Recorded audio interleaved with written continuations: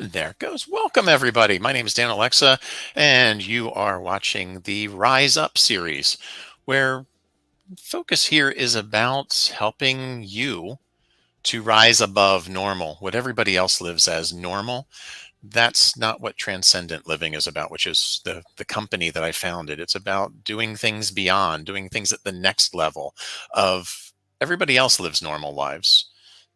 Gifted individuals, extraordinary individuals do extraordinary things, and reawaken to those gifts is my tagline. So, in today's episode of the series, we're going to talk about the cost of poor communication. And poor communication is the root of most issues between people. And it we'll talk about the signs of it, how to correct it, and the costs of it. But let's go really basic here to start with. All human relationships are based in communication, whether it's verbal communication, nonverbal communication. We are sending messages to each other and receiving messages from each other every moment of the day. I'm communicating with you now if you're listening and watching this video. I could stop speaking and move my hands. I'm still communicating something. My facial expressions are communicating just as yours are communicating to those around you. So as we think about this constant messaging going on, how do we know what the message is that's being sent? How do we know we're receiving the right one?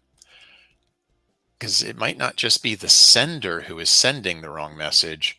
It could be the receiver decoding it in a way that was not intended to be meant. I think about conversations I used to have in work environments when I worked in corporate sales.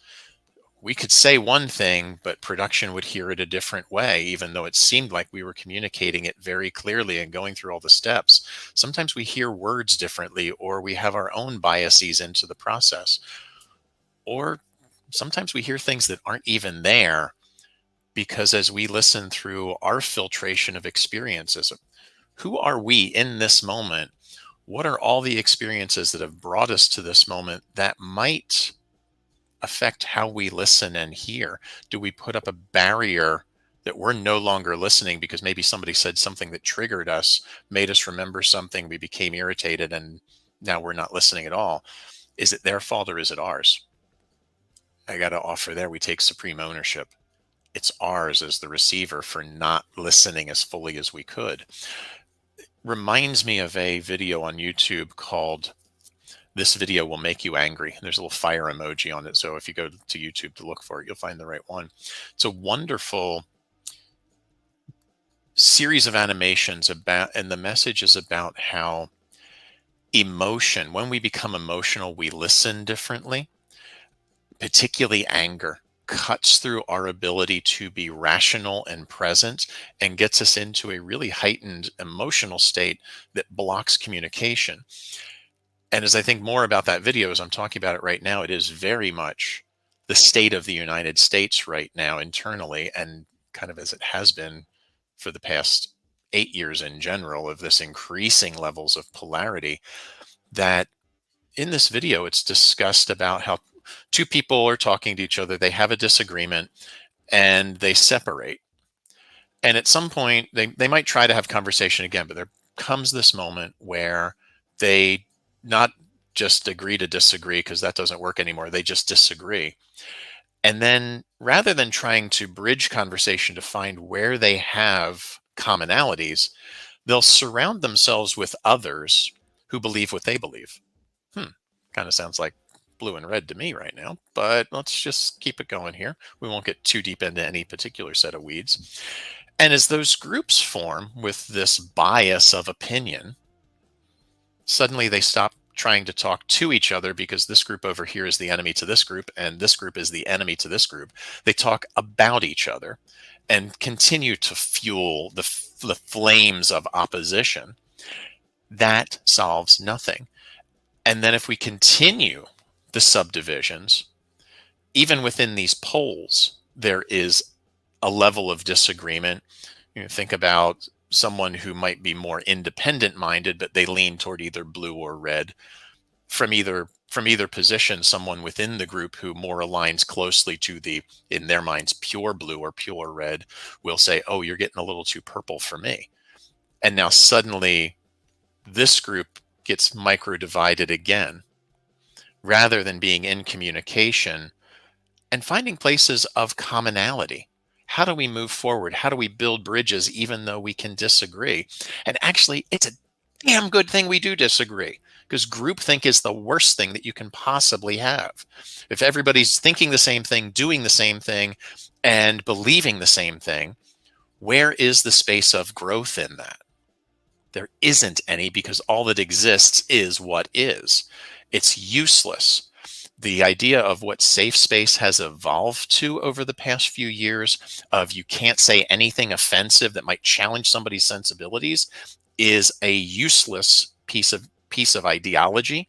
The idea of a safe space, as it's truly meant, is a place where everyone can come together, have a conversation, share opinions without judgment. And if you disagree with it, you disagree with it, but at least it gives you a new lens on the world. That's what our media used to be before the mid 1980s, when the equal time thing was taken away. Yeah, there were still biases even back in the 50s, 60s, and 70s and into the 80s, that you can't get around some of it. But now that we have divided into no longer really receiving news, but receiving talking heads telling us what to think, we're separating further and further. And that is poor communication, not challenging ourselves to think differently and maybe learn something new. So, with that, now that I'm going to step off my soapbox just a little bit, what are the signs of poor communication, either in business, in groups, in organizations, or in your life? The first one is a confused look, like, I have no idea what you just said. Or we start to get into irritation of, I'm really bothered by what you said, or I'm not understanding it. So there's frustration. When I think back to my work in corporate, incorrect action. We laid it out. We who were giving the directions on how to do something thought we were describing it properly and well and thoroughly. But when it came to production, who was actually doing the work, they had details in their process that we didn't know. So then there were gaps in how it got done. Or maybe we sent them down a road that was not as efficient as what they could have done. Had we talked to each other about it, we could really dial that in. That then creates wasteful actions and ultimately more communication, hopefully better communication, because we're going to go back and, how did this job go wrong? How did this go wrong? What else is needed here to alleviate the situation, the tense situation that's been created? Hopefully we don't come into that with a tense conversation. But the signs are all there. When there is a lack of harmony, it's potentially poor communication. And I'm saying potentially there because, as I said earlier, we can be in a space to agree to disagree, and we might get a little bit emotionally connected to a conversation where it feels like a lack of harmony. But if we come back to the agree to disagree, and person A's beliefs do not have to be person B's beliefs because they are autonomous, they can choose for themselves. When we come to that agree to disagree, those challenges tend to settle out. Like, you be you, I'll be me. I appreciate your perspective, and thank you. No need to carry it past that and carry it any further. So what are the costs of poor communication? There was a study done in 2022 by Gallup and another organization that found the cost to US businesses, 1.2 billion with a B dollars in corporate waste. That's what poor communication costs, either in lost time, mistakes, and lost and wasted materials. Can't plan. We can only plan for some waste in production. I come from a production background. You build waste in all the time because it's always going to happen. Maybe you build in 10%, maybe you find out you can get away with 5. But if a job has to be completely reworked, you're talking 110% waste, not 5%. That cost has to be absorbed somewhere. So the better the communication can be, the clearer the communication can be, that all parties understand what happens, production costs Bottom line, production costs come down, wastefulness comes down, bottom line goes up, profitability goes up. Everybody hopefully gets bigger bonuses at the end of the year. That's corporate. What about personal life? If we're having communication and not hearing each other, whether it's in a committed relationship or friends or meeting each other just socially, what happens there? Damaged relationships, a loss of connection, and then more frustration and anger.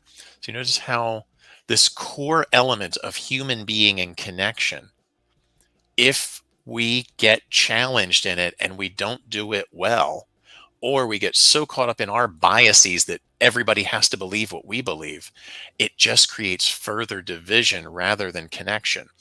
My purpose, my being on this planet is to help people come together, not subdivide.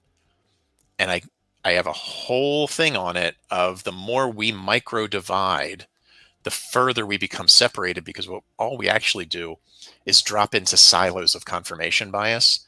And just like in that video, this video will make you angry. What it does is create the seeming safety of surrounding ourselves by those who agree, but it makes everybody else the enemy. And these silos keep getting smaller and smaller and smaller. So there's more people to attack and less people to agree with. That sounds like a waste of time to me. That is not helping people live to a higher level. That's becoming very, very, very, very, very, very, very, very small in our mindedness. And it's all egocentric rather than expansive. I'll step off the second soapbox now. The solution to poor communication? Simple. Slow down and listen. Get curious. What can you learn from the person in front of you that you might disagree with initially? Where might you have where might you have connection? That really requires us to let go of our ego and our attachment to the need to be right all the time. I'm reminded of two things here as I come into this bullet point. One, the work of Daryl Davis. If you're not familiar with him, I suggest looking him up on YouTube, Daryl Davis. He is an African American blues musician who is responsible for converting over 230 individuals away from the KKK by having conversations with them. No judgment, not trying to not trying to tell them they're wrong or anything else, just asking to understand. Because Mr. Davis's story is that when he was growing up, the family had moved to a new town. He's the flag bearer in the Boy Scout troop, starts having things thrown at him. The group protected him. He goes home that night, talks to his parents, and now they have to have the talk because he doesn't look like the rest of the kids in town. And at 10 years old, he had the awareness to ask himself, one, how can somebody hate me if they've never met me? And number two, as a progression, how can I hate someone if I've never met them? He had the awareness that wherever we are at any point in our life, it's just a series of events and experiences that have brought us to this moment of what we believe, how we act, and how we behave around those beliefs and how we feel about them. I can't judge that, but I can ask to understand it. And maybe in asking to that understanding, we open up new possibilities for people because we're not coming at them from judgment. And then the other one that I'm reminded of is now slipping away from my mind. This idea of slow down and listen and get connected. Stop telling and start asking more to understand.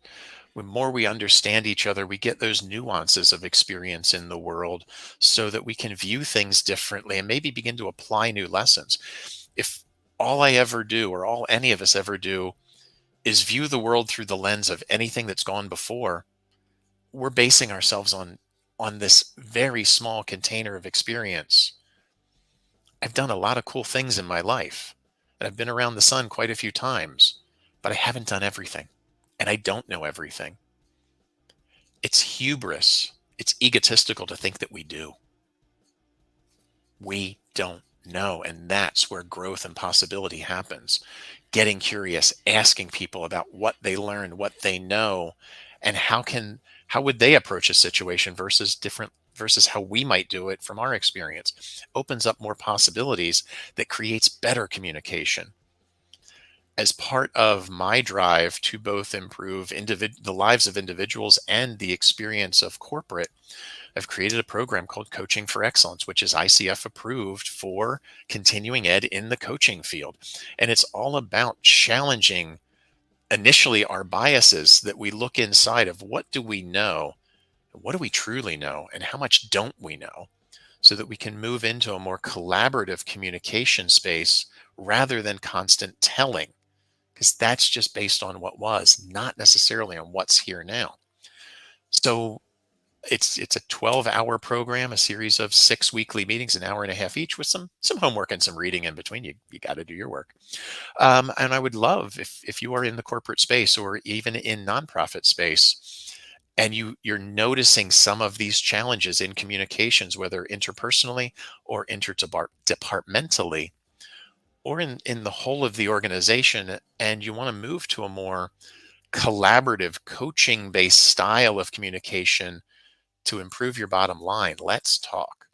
Feel free to reach out to me at daniel@transcendentliving.com, and let's have a conversation to get an understanding of what's going on, and if I can be able to help. I will not say that I absolutely can, because I don't know what your problem is yet, but I think we can open up something in that conversation. I would love to learn more from your point of view. So let's improve the corporate bottom line. Let's improve our experiences in the world as we continue to rise above the normal, which at the moment seems to be stress and strife and confusion and arguing and polarization. What's above that? Connection and healing and harmony. Let's rise there together. I'll see you soon on the next episode of Rise Up. Thank you very much.